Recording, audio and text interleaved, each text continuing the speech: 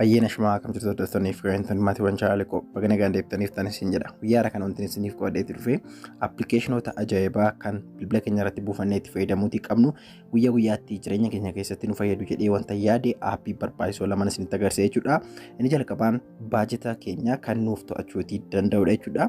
Fakkeenyaaf yeroo tokko tokko jechuudha birrii of harkaa baasnee maalitti akka baasne maalitti akka birriin keenya nurkaatii dhume al tokko yeroo inni itti nurkaa bariitu jira jechuudha. Sana hundumaa galmeessee jechuudha baasii keenyaa fi galii keenya sirriitti tilmaamuun kan nutti himuutii danda'u appilikeeshina ajaa'ibaan isinitti agarsiisa jechuudha jalqaba irratti. Lammata irratti immoo maawusii jechuudha akka kompiitaraatti kan ittiin fayyadamuutii dandeessanii keessatti warri bilbilli keessan guddaa ta'e saayiziin isaa guddaa ta'e harka tokkoon fayyadamuun yoo isin rakkise salphaatti kan ittiin fayyadamuutii dandeessan maawus karsarii ajaa'ibaan isinitti agarsiisa jechuudha. Maawus karsariin kunis egaa salphaamatti jechuudha wanta barbaadan bilbila keessa irraa tuquuf kan isin dandeessudha jechuudha. Kun akkuma agartan haala kanaatiin isin gargaara. Kanaaf egaa waan barbaadan kamiiniyyuu ittiin barreessuu akkasumas immoo ittiin tuquu ni dandeessu jechuudha. Kanaaf egaa hedduu tokko isin gargaara barnoonni har'a isiniif qo'adheetti dhufe lamaan isaayyuu aappii ajaa'ibaa kara lamaan egaa liinkii isaanii description box jalan isiniif kaa'eetii jira. Jalqaba haala itti fayyadamtanii fi maqaan isaanii maal akka jedhamu isinitti hima jechuudha. Jalqaba irratti egaa lakkoofsa tokkoffaa irratti kan isin barsiisu aappii expensive manager kan jedhamu isa kanadha jechuudha. Manify jedhama maqaan isaa gabaabaanii. Aappiin kunis kan isin gargaaruu fi fakkeenyaa fi guyyaa guyyaatti jechuudha qarshii meeqa baasne qarshiin hin baasne sun immoo maalitti akan jedhu adda adda baasee kan galmeessee nuuf kaa'uutii danda'udha. Kanaaf gaafa ji'a qarshiin hin baasne maalitti akan jedhu sirriitti adda baasee nutti agarsiisu waan danda'uuf egaa birriin hin baasne suni eessa deemee wanti nuti itti babaasne immoo isaan kamidha kan jedhu adda adda baasee tokko tokkoon kaardii bitachuurraa kaasee hanga nyaataatti huccuu garaagaraa bitachuu hunda isaa jechuudha waan of keessaa qabuu fi tilmaamee baasiin keenya kana galiin keenya kana kan jedhu gaafa ji'a tilmaamee nutti himaa saniin booda egaa ji'attaa nutti maal akka gochuu qabnu irraatii baranna jechuudha.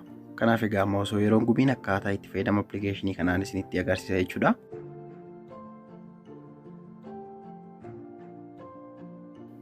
Akkaataa appilikeeshiniin kun itti hojjetus immoo hedduu tokko salphaa kan ta'ee fi kan namatti toludha.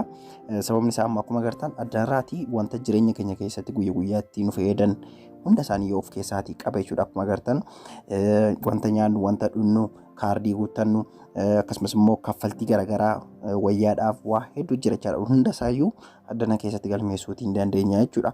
Fakkeenyaaf mana nyaataa wayii dhaqxana jennu nyaata nyaachuudhaa fi kaffaltii isin kaffaltanii birrii 100 yoo jenne birrii 100 fuutanii addanarratti ni barreessitu. Nyaata guyyaa irraatti birrii 100 baastan ajennu kun amma fakkeenya.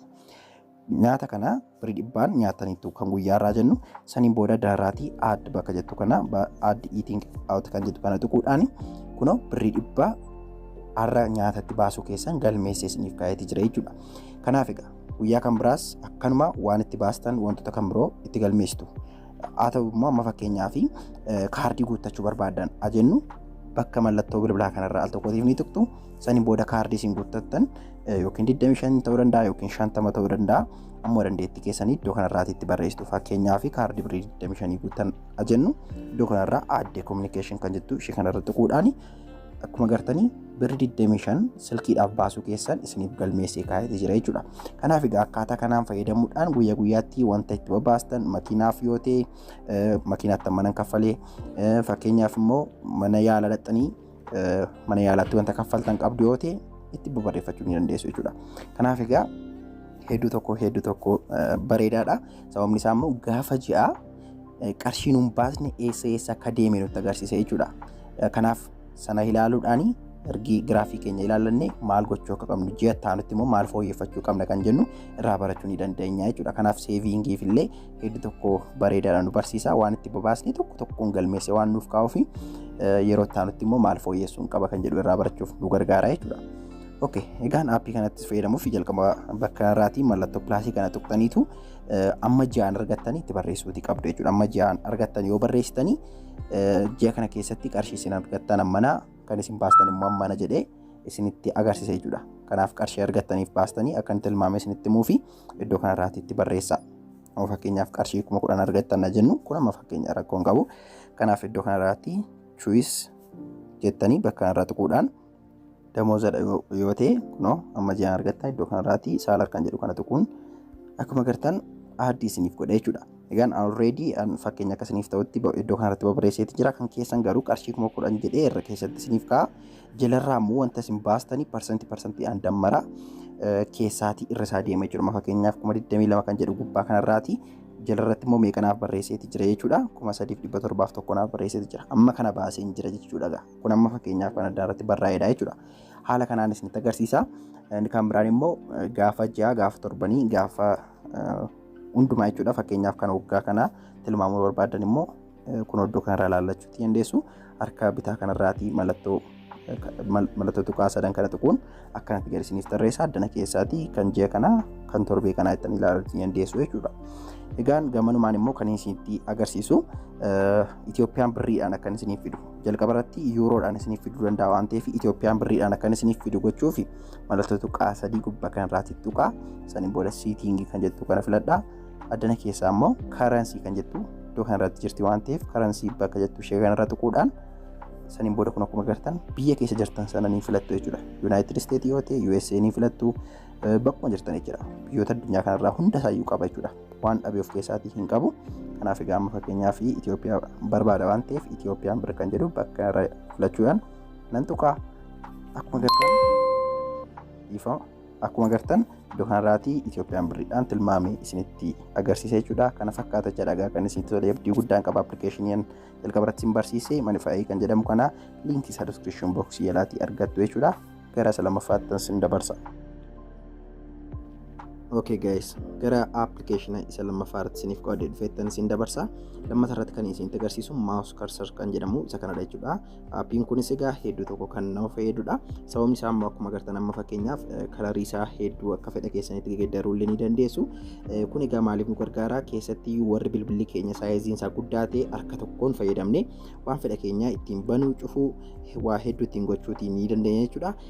Dabalatas immoo warri barnoota garaagaraa barsiistanii akka fedha keessanitti wantoota garaagaraa tuttuqaa bakka isaa agarsiisa ittiin nama barsiisuutii ni dandeessu jechuudha. Kanatti kanaaf egaa hedduu tokko namatti tola. Faayidaan isaa inni sadaffaan immoo fakkeenyaaf warri bilbilli keessan iskiriinii isaa sirriitti isiniif hin ajajamne kanatti fayyadamtanii bilbila keessan irraa bakki rakkoo qabu yookiin tabalaashee yoo jiraate akka kanatti iddoo fedha keessanitti ittiin tuttuquudhaan itti fayyadamuutii ni dandeessu jechuudha.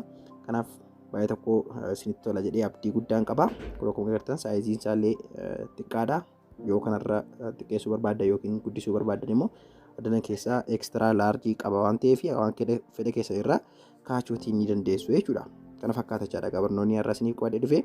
Aappii lamaan isaayyuu tokkoffaan kan isin barsiise kan ittiin baajeta keessan baasiif galii keessan ittiin to'achuutii dandeessan guyyaa guyyaatti galmeessee kan isiniif kaa'udha. Lammata irratti immoo mouse cursor kan jedhamu kanadha. Aappii isaas bakki isin argattan salphaadha. Viidiyoo koo yeroo ilaaltan yeroo kamittiyyuu barreeffama viidiyoo kootii sanarra. Hi guys, akkam jirtu hordoftooniif kan maatii waan chaanaalii iddoo kanarraa al tokkootiif ni tuqxu jechuudha. Saniin booda haala kanaatiin gadi isiniif ba'a. Bakka irraatti aappii as tuqaa buufadhaa kan jedhu kana liinkii kana yoo tuqxan qaxxixaa weebsaayitii koorra haala agartan kanaan isiniif fide jechuudha. By the way weebsaayitii koo kanarratti waa hedduu barnoota teekinooloojii wajjin wal qabatan akkasumas immoo baruulee garaagaraa adda irratti isiniif gagadhiisaatiin jira. Cheekii gochuu hin dagatinaa. Weebsaayitii koo lamaan isaayyuu bigtechoro.com kan jedhamuu fi waanofii.com kan jedhu searchii yoo gootan googilii irraa argachuutii dandeessu.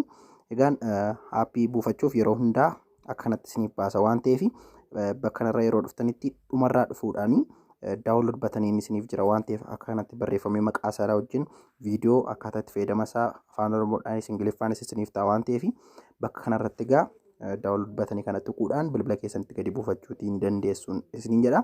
Hedduu tokko akkasinitti gammaddan abdii guddaan qabachaadha. Barnoonni har'aa isiniif qabadee dhufe kun baay'ee tokko impoortaantiidha. Kana fakkaatachaadha. Wanti har'aaf isiniif qabadee dhufe yaada qabdan koomentii irratti naaf barreessaa isin jecha. Bye bye.